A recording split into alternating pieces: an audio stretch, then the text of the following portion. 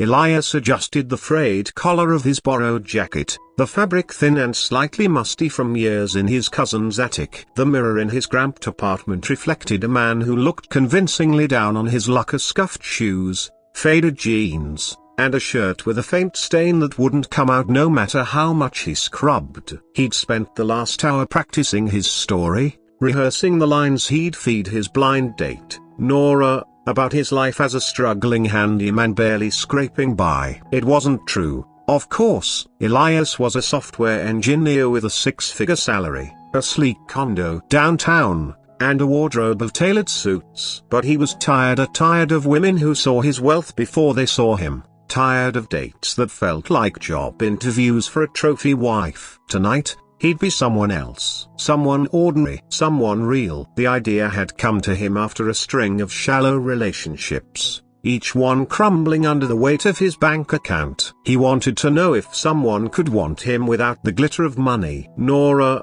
a woman he'd been matched with through a dating app that promised authentic connections, seemed like the perfect test. Her profile was witty, grounded, with no hint of the gold-digging he'd grown wary of. She was a librarian, loved old books, and wrote about wanting someone who valued life's simple moments. Elias figured she'd be the least likely to care about his pretend poverty. He grabbed his keys, gave himself a final glance, and headed out into the chilly autumn evening. The Cafe Tilde copyright where they'd agreed to meet was a cozy, slightly run-down spot called the Rusty Mug, tucked between a laundromat and a pawn shop. Its mismatched furniture and dim lighting felt like the kind of place where secrets could be shared over cheap coffee. Elias arrived early, choosing a wobbly table near the window. He ordered a black coffee, the cheapest thing on the menu, and let his fingers fidget with the chipped mug as he waited. His heart thudded, not from nerves, but from the thrill of the charade. What would she think of him? Would she see through the act? He'd been careful to leave his real life at home,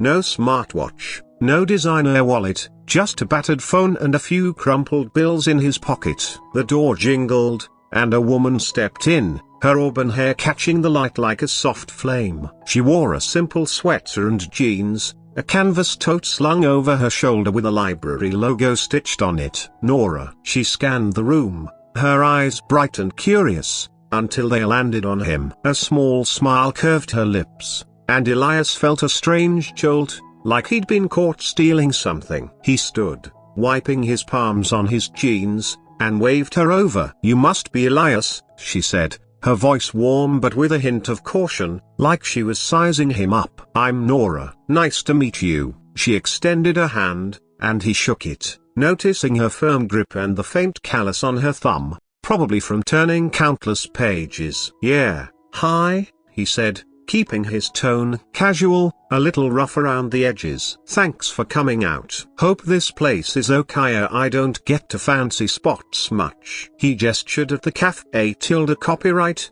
letting his words carry a practiced hint of apology. Nora slid into the chair across from him, setting her tote on the floor. "It's perfect," she said, glancing around with genuine affection. "I love places like this. They've got character, you know, not like those sterile chains." Elias nodded, relieved. So far, so good. She wasn't turning her nose up at the peeling paint or the faint smell of burnt toast lingering in the air. They ordered him another cheap coffee, a chamomile tea, and started talking. Nora was easy to talk to, her questions gentle but probing, like she was genuinely curious about the man in front of her. Elias stuck to his story. He fixed leaky pipes and creaky doors for a living, moved around a lot as a kid, never had much but got by. He sprinkled in half-truths, his love for hiking, his habit of reading sci-fi novels late into the night to keep it believable. Nora listened, her eyes narrowing slightly when he mentioned skipping meals to save cash or patching his shoes with duct tape. "That sounds tough," she said, stirring her tea. "But you seem a broken bar. I don't know, grounded, like you figured out what matters." Elias shrugged,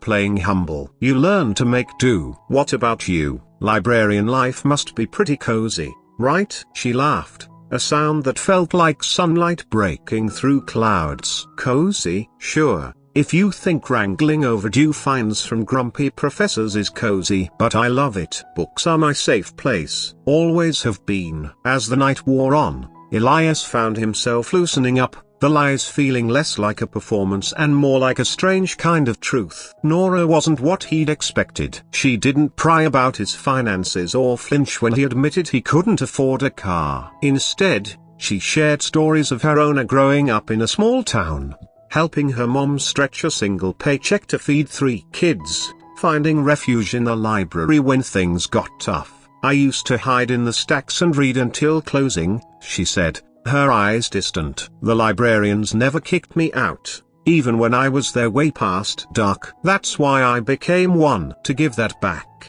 you know? Elias nodded, a pang of guilt hitting him. Her life sounded real, hard-earned, while his was a costume he could shed whenever he wanted. He pushed the thought away, focusing on her smile, the way her hands moved when she talked about her favorite books. They split a slice of day-old pie, laughing when the crust crumbled into a mess. This is why I don't bake, Nora said, licking a bit of apple filling off her thumb. I'd burn the kitchen down. Elias grinned, feeling lighter than he had in months. I'd eat it anyway. Burnt pie's still pie. She raised an eyebrow, playful. Oh, you're one of those eat anything guys? Bet you've got stories about terrible meals. He leaned back, spinning a tale about a fictional disaster involving ramen and a borrowed hot plate, drawing another laugh from her. The cafe tilde copyright was emptying out, the barista wiping down counters, but neither of them moved to leave. Elias realized he didn't want to. For the first time in years, he wasn't thinking about his portfolio or his next promotion. He was just a broken bar here, with her. When the bill came, Elias made a show of pulling out his worn wallet, counting out crumpled singles with exaggerated care. Nora waved him off. I got this, she said, sliding a few bills across the table. My treat. He protested, keeping up the act, but she insisted, her tone firm but kind. You can get the next one, she said, and his heart skipped at the implication of a next time. As they stepped outside, the night air sharp and crisp, Nora pulled her sweater tighter. Walk me to my bus stop? She asked. Elias nodded, shoving his hands in his pockets to keep from reaching for hers. The street was quiet, lit by flickering streetlights, and they walked slowly, their steps syncing up. So, she said after a moment, you're not what I expected. He tensed, wondering if she'd caught him in a lie. What did you expect? He asked, keeping his voice light. She tilted her head, studying him. I don't know. Someone less a broken bar eel. Maybe. You're easy to talk to, Elias. I had fun. He exhaled, relief mixing with guilt. Me too, he said, meaning it. At the bus stop, Nora turned to him, her breath visible in the cold. Can I be honest?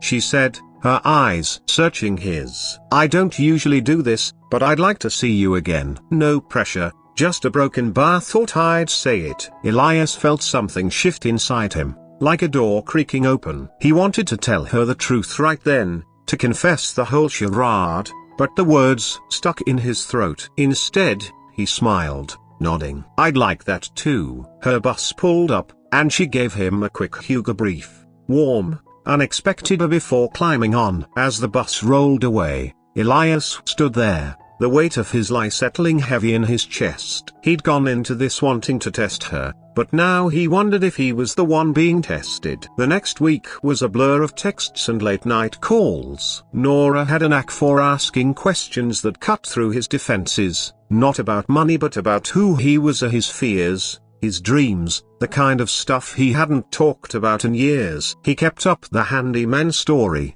weaving in more details, but each lie felt heavier, like stones piling up in his gut. They met again, this time at a park for a picnic she'd insisted on packing. She brought homemade sandwiches, slightly lopsided but delicious, and a thermos of coffee that tasted better than anything from his fancy espresso machine. They sat on a blanket under an oak tree, the leaves turning gold above them, and talked for hours. Elias found himself slipping, mentioning a coding project before catching himself and pivoting to a story about fixing a sink. Nora didn't seem to notice, but her trust made him ache. She was real in a way he hadn't expected, and he was falling for her hard. One evening, after a third date where they'd wandered through a used bookstore, Nora invited him to her apartment for dinner. It was a small, cluttered place, walls lined with books and mismatched furniture that somehow felt like home. She cooked pasta with a sauce she'd improvised, apologizing for its simplicity, but Elias couldn't stop smiling. Over wine, she told him about her mum's illness, how she'd been sending money home to help with medical bills. "It's why I don't splurge much," she said, shrugging. "But I'm okay. I've got enough." Elias nodded, his throat tight. He wanted to tell her he could help, that he had more than enough, but that would mean unraveling everything. Instead, he reached for her hand, and she let him hold it, her fingers warm against his. As they sat on her couch, the TV playing some old movie neither of them was watching, Nora leaned against him, her head on his shoulder. "You're different, Elias," she murmured. "Most guys I meet are broken bar, they're always trying to prove something. You just a broken bar are." He closed his eyes, the guilt now a living thing clawing at him. He wanted to be the man she saw, but he wasn't. Not yet. That night, as he walked home, he made a decision. He couldn't keep lying to her. Nora deserved the truth, even if it meant losing her. He'd tell her tomorrow, no matter what. The next morning, Elias woke to a text from Nora, "Meet me at the cafe copyright tonight. Got something to tell you."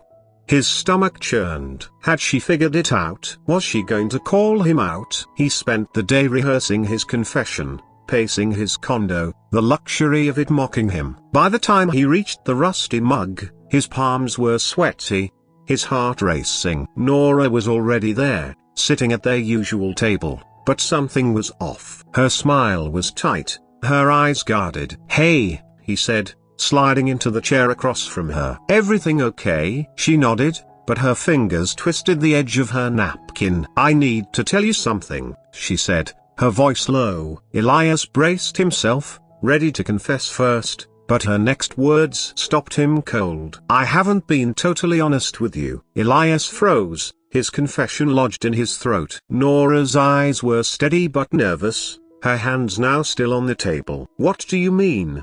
he asked, his voice barely above a whisper. She took a deep breath, as if steeling herself. "I'm not just a librarian," she said. "I mean, I am, Buta Broken Bar. I also own a small publishing company. It's not huge, but it does well. I didn't tell you because I wanted to make sure you liked me for me, not for what I have." Elias blinked, the irony hitting him like a freight train. She'd been playing the same game he was, hiding her success to test his intentions. He let out a shaky laugh, relief and disbelief crashing together. "Nora, yeah, Broken Bar, I've got something to tell you too." He spilled it all: the software job, the condo, the money, the lie about being a handyman. His words tumbled out, raw and unpolished, as he explained why he'd done it, the shallow dates, the fear of being wanted for the wrong reasons. Nora listened, her expression shifting from surprise to something softer, almost amused. When he finished, silence hung between them, heavy but not hostile. "So," she said finally, a smile tugging at her lips, "we're both liars." Elias nodded, his face warm. "Pretty bad ones, too." She laughed, and the sound broke the tension like glass shattering. They ordered coffee, the same cheap mugs as their first date, and talked it out. Nora admitted she'd suspected he wasn't as broke as he claimed. His shoes were too clean, his stories too polished, but she'd liked him too much to care. Elias confessed how her honesty, even in her own dissection, had made him want to be better. "I was going to tell you tonight," he said, meeting her eyes. "I couldn't keep lying to you. You're a broken bar, you're worth more than that." Nora reached across the table,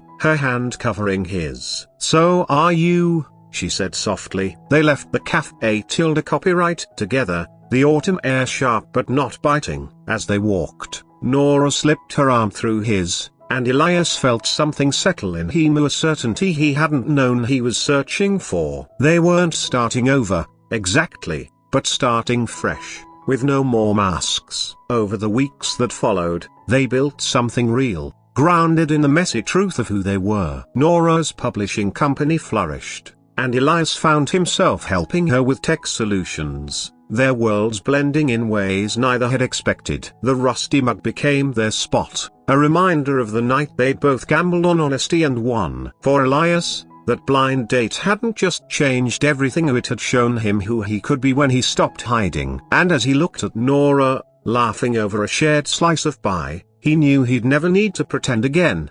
Elias adjusted the frayed cuffs of his thrift store jacket, the fabric rough against his skin. He stood before the cracked mirror in his apartment, studying the reflection of a man who looked convincingly down on his luck. His jeans were faded, his shoes scuffed, and his shirt bore a stubborn coffee stain. It was a far cry from his usual tailored suits and polished loafers, but that was the point. Elias, a software engineer with a cushy salary and a sleek downtown condo, was tired of dating women who saw his wealth before they saw him.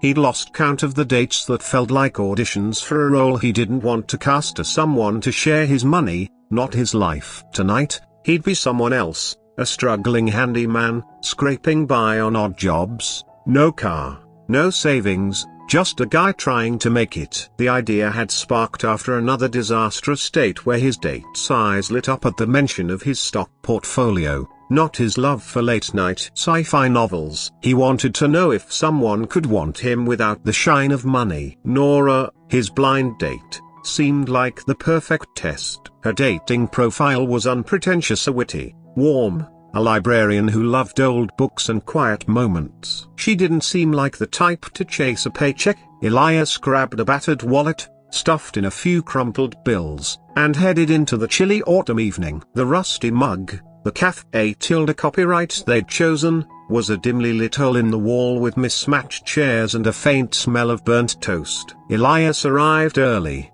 picking a wobbly table by the window. He ordered a black coffee, the cheapest item on the menu, and fidgeted with the chipped mug, his heart thumping with the thrill of the lie. Would she buy it? Would she care? The door jingled, and a woman stepped in, her auburn hair catching the light like embers. She wore a simple sweater, jeans, and a canvas tote with a library logo. Nora, her eyes scanned the room, landing on him with a small, cautious smile. Elias stood, wiping sweaty palms on his jeans, and waved her over. "You must be Elias," she said, her voice warm but measured, like she was testing the waters. "I'm Nora. Nice to meet you." Her handshake was firm, her thumb slightly calloused, probably from handling books. "Yeah, hi," Elias said, roughening his tone just enough. "Thanks for coming. This place okay? I don't get to fancy spots much." He gestured at the peeling wallpaper,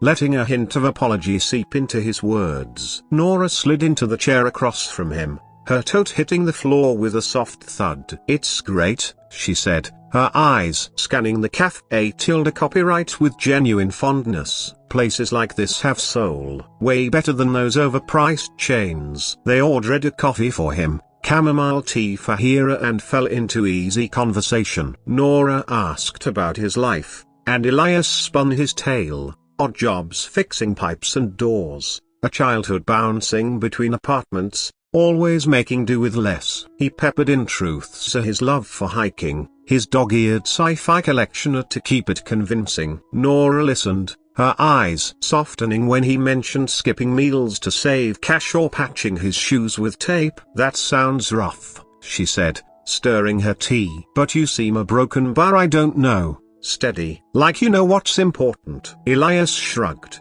playing the humble everyman. "You get used to it." "What about you? Librarian life must be nice, right?" She laughed, a sound that cut through the cafe copyright's hum. "Nice if you like herding cranky students and chasing late fees. But I love it. Books are my escape, always have been." The hours slipped by, the cafe copyright emptying as they shared a slice of stale apple pie, laughing when it crumbled into a mess. "This is why I don't bake," Nora said, licking filling off her finger. "I'd burn the place down." Elias grinned, feeling a warmth he hadn't expected. "I'd eat it anyway." "Food's food." She raised an eyebrow, playful. "Oh, you're one of those guys? Bet you've got stories about awful meals." He leaned back, inventing a tale about a botched attempt at cooking ramen on a borrowed hot plate, her laughter spurring him on. He was surprised at how natural it felt, how much he enjoyed her company. When the bill came, Elias made a show of counting out crumpled singles, but Nora waved him off. "My treat," she said, sliding cash to the barrister. "You get the next one." His heart skipped at the promise of a next time. Outside, the night air was sharp. "Walk me to my bus stop?" Nora asked, pulling her sweater tight. They strolled under flickering streetlights, their steps falling into rhythm. "You're not what I expected," she said after a moment, glancing at him. Elias tensed, worried she'd seen through him. "What'd you expect?" he asked, keeping his tone light. She tilted her head. "Someone less, a broken bar open, maybe." "You're easy to talk to." Relief washed over him, tinged with guilt. "You too," he said, meaning it. At the bus stop, she turned to him, her breath visible in the cold. "Can I be honest? I don't usually do this, but I'd like to see you again." Elias nodded, the weight of his lie pressing harder. "Me too." She hugged him a quick, warmer before boarding her bus. As it pulled away, he stood there, the thrill of the night soured by the truth he hadn't told. Over the next week, they texted constantly, her messages sharp and funny, pulling him in deeper. They met again for a picnic in a park, Nora bringing lopsided sandwiches and a thermos of coffee that outshone his fancy espresso machine. They talked for hours, Elias dodging questions about his work, redirecting to stories of fictional plumbing disasters. Each lie felt heavier, but her smile made it hard to stop. On their third date, wandering a used bookstore, she invited him to her apartment for dinner. Her place was small, cluttered with books and cozy mismatched furniture. Over pasta she'd made, she opened up about her mum's illness, how she sent money home to help. "It's why I don't splurge," she said, shrugging. "But I'm okay." Elias wanted to tell her he could help, that money wasn't an issue, but that would mean confessing. Instead, he held her hand, her warmth anchoring him. That night, on her couch, she leaned against him, murmuring, "You're different, Elias. You don't act like you've got something to prove." The guilt was unbearable now. He decided he'd tell her the truth tomorrow. No more lies. But the next morning, a text from Nora stopped him cold. "Meet me at the cafe copyright tonight. Got something to tell you." Elias's heart pounded as he entered the rusty mug, the familiar scent of burnt toast doing little to calm him. Nora was already there, her expression tight, her fingers twisting a napkin. "Hey," he said, sliding into the seat across from her. "You okay?" She nodded, but her eyes were guarded. "I need to tell you something," she said, her voice low. Elias braced himself, ready to confess first, but her words stopped him. "I haven't been totally honest with you." He froze, his own confession stuck in his throat. "What do you mean?" he asked, his voice barely audible. Nora took a deep breath, her eyes flicking to the table before meeting his. "I'm not just a librarian. I mean, I am, Buta Broken Bar. I also run a small publishing company. It's not huge, but it's doing well. I didn't tell you because I wanted to know you liked me for me, not for what I have." Elias blinked, the irony hitting him like a punch. She'd been hiding her success, just like he'd been hiding his. A shaky laugh escaped him, relief and disbelief colliding. "Nora, yeah, Broken Bar, I've got something to tell you too." He spilled everything of the software job, the condo, the six-figure salary, the handyman lie. His words came fast, raw, as he explained the shallow dates, the fear of being wanted for his money, the need to know if someone could see him for who he was. Nora listened, her face shifting from surprise to a faint, amused smile. When he finished, silence stretched between them, not heavy but charged, like the air before a storm. "So," she said finally, her voice light, "we're both liars." Elias nodded, his face warm. "Terrible ones, apparently." She laughed, the sound shattering the tension, and he felt the weight in his chest lift. They ordered coffee, the same chipped mugs as their first date, and talked it out. Nora admitted she'd had her suspicions his shoes were too clean for a handyman, his stories a touch too polished, but she'd liked him too much to press. "I figured you'd tell me when you were ready," she said, sipping her tea. "Or I'd catch you in a lie and call you out." Elias grinned, shaking his head. "I was going to tell you tonight. I couldn't keep it up." "You're a broken bar, you're too real for that." She reached across the table, her hand covering his, her touch steady. "So are you," she said softly. "Even if you're a terrible actor." The conversation flowed easier now, the truth a bridge between them. Nora told him about her publishing company, how she'd started it to give voice to authors who didn't fit the big publishers' molds. It was a passion project, funded by years of saving and a small inheritance from her grandmother. "I didn't want you to think I was some high-flying CEO," she said, her cheeks flushing. "I've met guys who get weird about that, like I'm a threat or a meal ticket." Elias nodded, understanding all too well. He told her about his own fears, how his last girlfriend had planned their future around his stock options, not their connection. "I just wanted someone who'd stick around if I lost it all," he said, his voice quieter now. Nora squeezed his hand. "I'd stick around. Money or no money." They left the cafe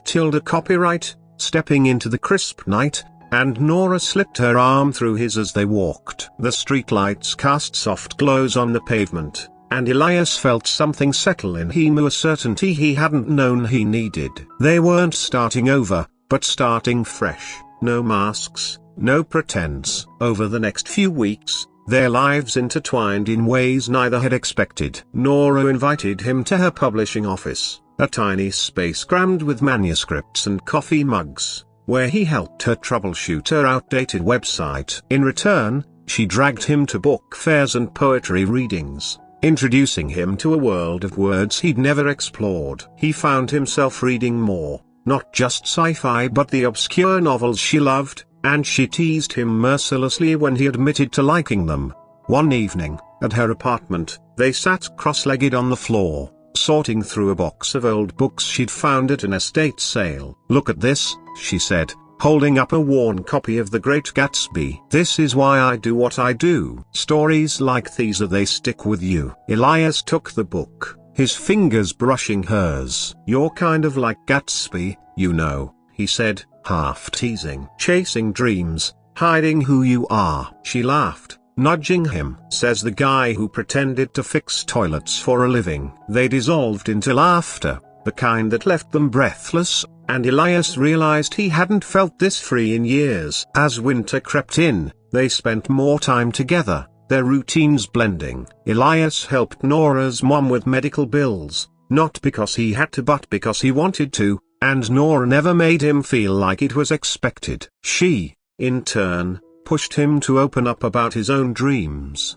not the ones tied to his job but the ones he'd buried writing a novel, maybe, or traveling somewhere without a plan. They made a pact: no more secrets, no more tests. The rusty mug remained their spot, a reminder of the night they'd both gambled on truth and won. One snowy evening, as they sat in the cafe copyright, Nora pulled out a small notebook. "I've been working on something," she said, her voice shy. She slid it across the table, and Elias opened it to find a story handwritten, about a man and a woman who meet under false pretenses but find something real. "It's not finished," she said, biting her lip, "but it's us." Elias read the first page, his throat tight. It wasn't just their story, it was better, woven with her heart and her words. He looked at her, snowflakes melting in her hair from their walk, and knew he'd never need to pretend again. That blind date hadn't just changed everything, it had shown him who he could be,